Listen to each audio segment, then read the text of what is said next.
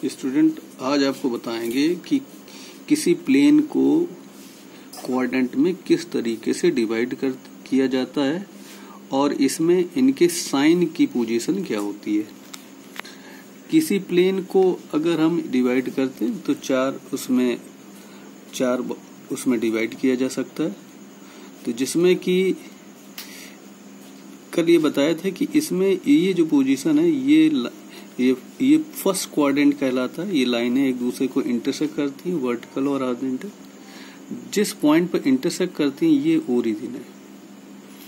इसका जो साइन है, जो कि ये इसका एक्स एक्सिस है, जिसका की डायरेक्शन ये होता है, और ये पॉजिटिव साइन, ये पॉइंट इसका ओरिजिन है, और ओरिजिन के राइट हैंड साइड में ये एक्स एक्सिस पॉजिटिव और लेफ्ट हैंड साइड में नेगेटिव।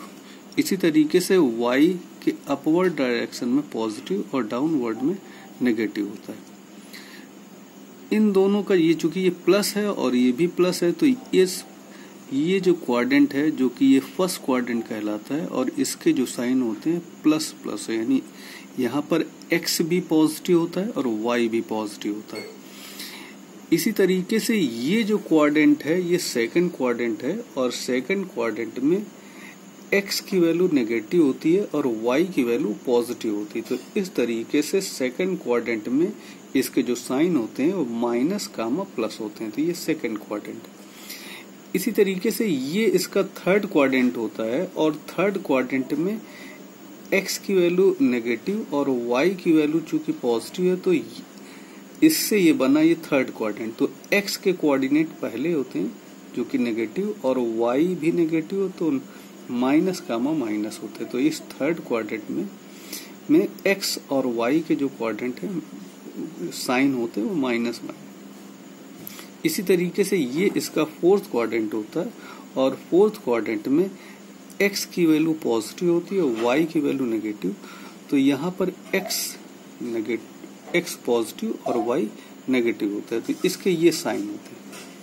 अब इन क्वाड्रेंट में फर्स्ट क्वाड्रेंट को हम लोग इस तरीके समझ सकते हैं कि क्वाड्रेंट में पोजीशन क्या होती है, x जो कि एब्सिसा कहलाती है और y ऑर्डिनेट।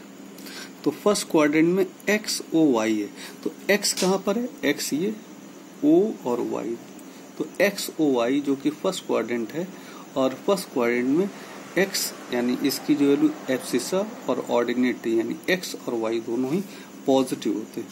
इसी तरीके से सेकंड क्वाड्रेंट में तो ये होता है y o और x, y o और x, यहाँ से second y o x dash है, यहाँ पर y o x डैश। इसी तरीके से इसके जो साइन है यहाँ पर माइनस माइनस, x की वैल्यू माइनस, y प्लस। इसी तरीके से थर्ड क्वाड्रेंट में इसमें x डैश o और y dash, x dash o और y डैश, और यहाँ पर x y दोनों की वैल्यू नेगेटिव। इसी तरीके से फोर्थ क्वाड्रेंट में y डैश o और x dash, y dash o और x dash, x positive y negative. तो इस तरीके से ये इनकी पोजीशन। अब इसमें अगर कोई पॉइंट इन एक्सिस पे हो, तो जैसे यहाँ पर ये P पॉइंट है, P पॉइंट इस लाइन पे है x एक्सिस पे, तो ये पॉइंट कहलाता है x एक्सिस पे। अगर इसके बीच में कोई भी पॉइंट है तो ये फर्स्ट क्वाड्रेंट में, इसमें कहीं पे भी आ जाता है वो सेकंड में, इसमें आता है थर्ड और इसमें फोर्थ। अब अगर यहाँ पे कोई पॉइंट इस लाइन पे है तो ये जो पॉइंट कहलाता है ये y एक्सिस पे और ये x एक्सिस। ऐसे ही इधर x के माइनस साइन में तो जो कि x एक्सिस, और ये y के इसमें होता है तो इस पर होता है y एक्सिस। अब कोऑर्डिनेट ऑफ पॉइंट कैसे निकालते, तो कोई अगर ग्राफ इस तरीके से दिया जाए और उसके पॉइंट पूछे जाएं, इसको हम ग्राफ पे भी ड्रा कर सकते हैं। यहाँ पर इसको सॉल्व करने के लिए, इसके पॉइंट ड्रा करने के लिए, तो हम एक स्केल ले लेते हैं। ये 0 1 2 3 जो कि x के कोऑर्डिनेट है, और ये -1 -2 -3 x के नेगेटिव डायरेक्शन, ऐसे y के पॉजिटिव और y के नेगेटिव।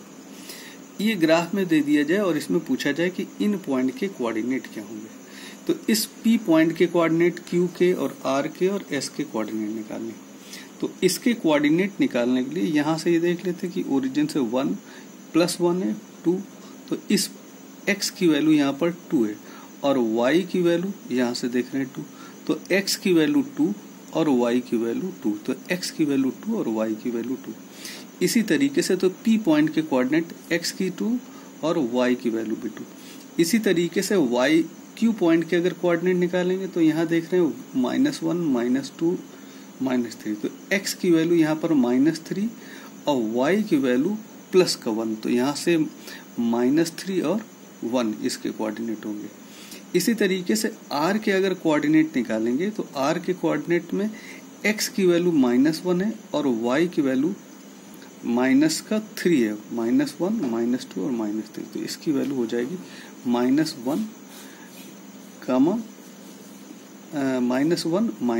हो गई, तो -1 -3। इसी तरीके से s के कोऑर्डिनेट के अगर इसके कोऑर्डिनेट निकालेंगे तो x की वैल्यू प्लस का 4 होगी और y की वैल्यू -2, तो ये हो जाएगा +4 -2 होगी। तो इस तरीके से P, Q और R है। अगर A पॉइंट के कोऑर्डिनेट निकालेंगे तो इसमें यहाँ पर x तो है, y की वैल्यू इसी एक्सिस पे है, तो यहाँ x की वैल्यू हो जाएगी 4 और y चूंकि एक्सिस पे इसलिए इसकी वैल्यू 0 होगी, तो x 4, 0। इसी तरीके से इस B पॉइंट के कोऑर्डिनेट निकालेंगे तो यहाँ पर देख रहे हैं कि x की वैल्यू कुछ नहीं जो कि y एक्सिस पे, तो x की वैल्यू 0 और y की वैल्यू यहाँ से -1, तो y की वैल्यू -1 होगी।